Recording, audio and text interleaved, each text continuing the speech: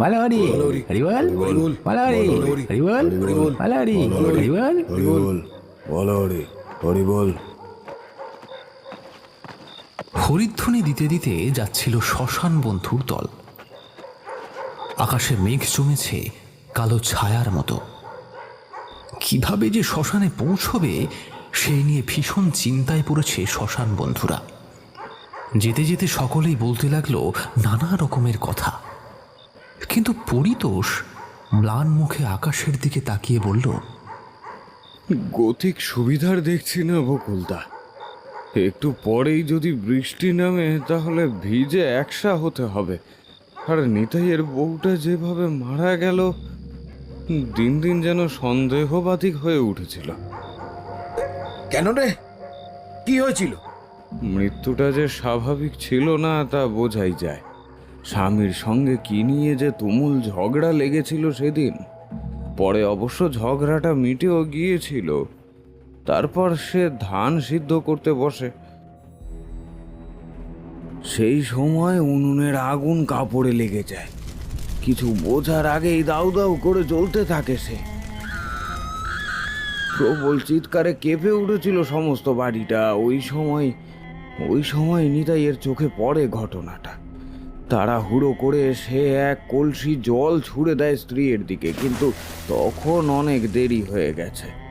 আগুন ছড়িয়ে পড়েছে গোটা শরীরে। শেষমেশ যখন আগুন নিভল, তখন তার স্ত্রী মাটিতে পড়ে আছে, একটা ঝলসানো নিথর দেহ। আর শুনেছি মৃত্যুর আগ মুহূর্তে সে চিৎকার করে বলেছিল,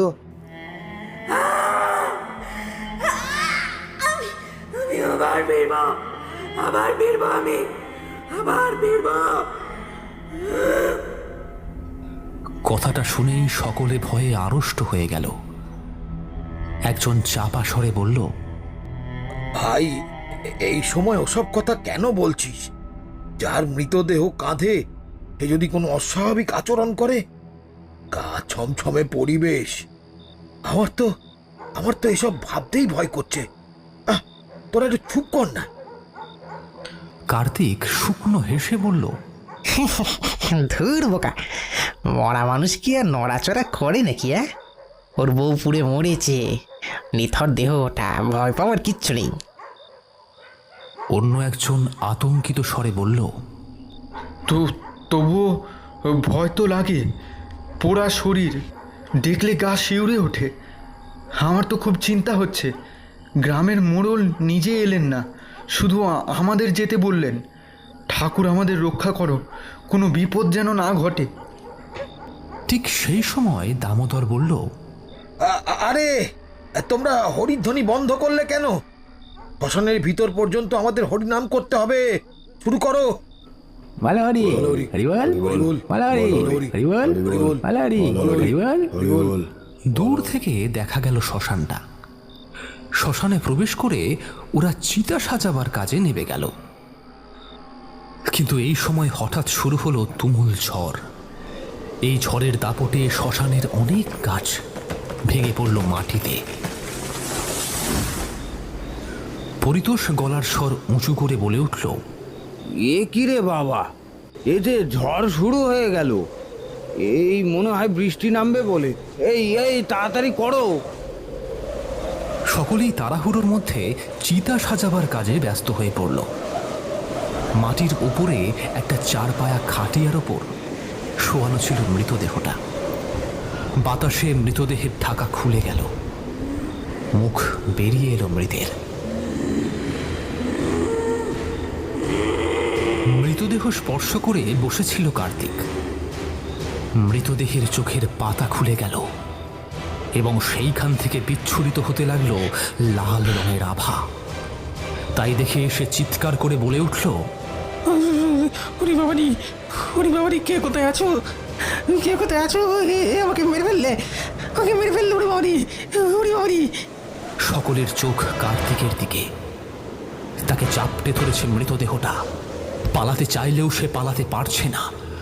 শ্মশান বন্ধুরা ছুটে এলো, কিন্তু প্রেতের সামনে কেউ টিকল না। একে একে ছিটকে গেল সবাই। ভয়ে কাঁপতে কাঁপতে পরিতোষ বলল, তো তখনই বলেছিলাম যে এত রাত্রে এখানে না আসতে, কিন্তু আমার কথা কেউ কানে দিলে তো। এখন যে করেই হোক আমাকে পালাতে হবে। কিন্তু এই সময় চিৎকার ভেসে এলো।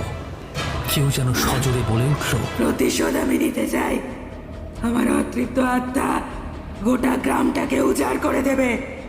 আমার স্বামীও রেহাই পাবে না, দাও দাও করে জ্বলবে গোটা গ্রাম।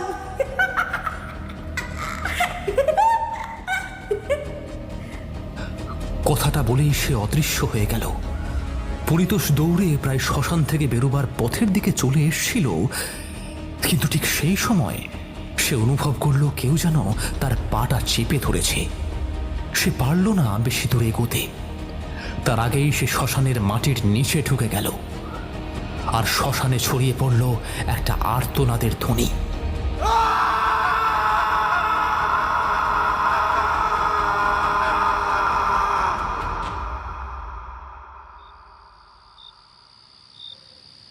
রাতের বেলা সবেমাত্র খেতে বসেছিল নিতাই।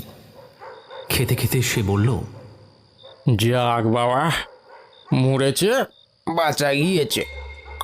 সারাদিন শুধু আমাকে জ্বালিয়ে শেষ করে দিত। এই নে নে নে, জোরে জোরে বাতাস কর, হ্যাঁ জোরে জোরে বাতাস কর। তার বোন অনুপমা সাড়া দিয়ে বলল, তা যা বলেছ দাদা, আমার তো তোমাকে দেখে কষ্টই লাগতো। বাড়িতে অমন লক্ষ্মী ছাড়া বউ থাকলে সংসার করা যায় নাকি? কথাগুলো যখন অনুপমা বলছিল, ঠিক সেই সময় বাইরে সদর দরজায় টোকার শব্দ হলো। আর টোকার শব্দটা শুনেই ভ্রুকুটি করল অনুপমা। তারপর বিরক্ত হয়ে বলে উঠল, এই অসময় আবার কে এলো? দাঁড়াও দাদা, আমি দেখে আসি।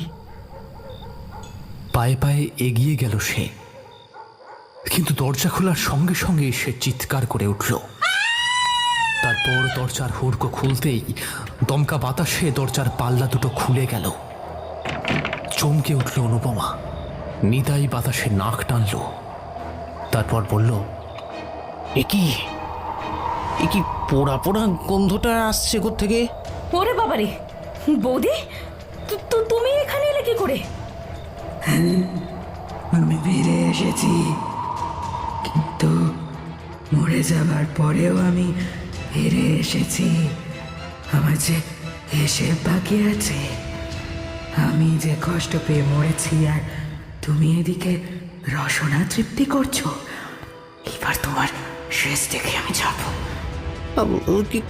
কিন্তু কিন্তু তুমি তো মরে গিয়েছিলে, তাই না? আমি মরে গিয়েছিলাম, কিন্তু তবু ফিরে এসেছি। এইবার তোদের পালা, তোদের আমি আজকেই শেষ করে দেব। কথাটা বলেই নিতাইয়ের স্ত্রী তাদের পালাবার পথ দিল না। সামনে দাঁড়িয়ে থাকা তার বোন অনুপমার দিকে দুটো হাত